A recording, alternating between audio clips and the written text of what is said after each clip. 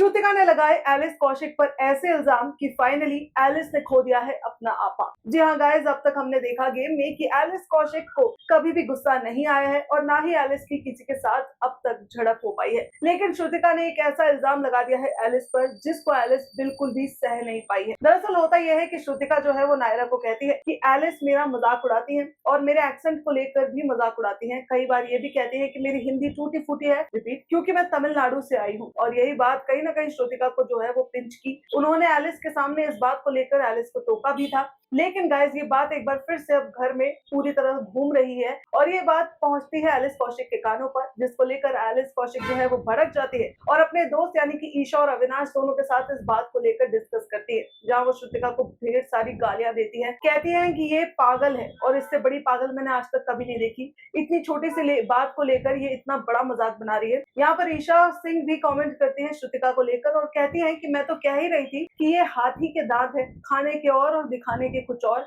मैं इसको बहुत पहले ही समझ गई थी। अविनाश मिश्रा भी श्रुतिका को लेकर कई सारे कमेंट करते हैं और कहते हैं कि मैं जानता हूँ ये सब ड्रामा है। वहीं गाइस, एलिस जो है वो अपनी बात का स्टैंड रखती है और कहती है कि मैं सिर्फ मजाक कर रही थी, मुझे वो क्यूट लग रही थी। इनफैक्ट मैं तो उसको पीठ पीछे कई सारे कॉम्प्लीमेंट्स भी देती हूँ। और इसी बात को क्लियर करने के लिए एलिस जाती है श्रुतिका के पास और श्रुतिका को कहती है कि मुझे तुम्हारी हिंदी क्यूट लगती है, मेरा मतलब वो बिल्कुल भी नहीं था। लेकिन गाइस, कहीं ना कहीं अब श्रुतिका और एलिस के बीच में काफी अनबन हो चुकी है। साथ ही अब जो तिगड़ी है यानी कि अविनाश, एलिस और ईशा का ग्रुप, अब वो सोच रहा है कि पूरे घर हमें मिलकर टारगेट करने की कोशिश कर रहा है। वही आपको क्या लगता है, एलिस कौशिक यहाँ पर सही है या फिर गलत, या फिर एलिस को इस तरह से श्रुतिका का मजाक नहीं बनाना चाहिए? हमें कमेंट के जरिए जरूर बताएं। साथ ही टेलीविजन से जुड़ी हर एक लेटेस्ट अपडेट के लिए हमारे चैनल को सब्सक्राइब करना ना भूलें।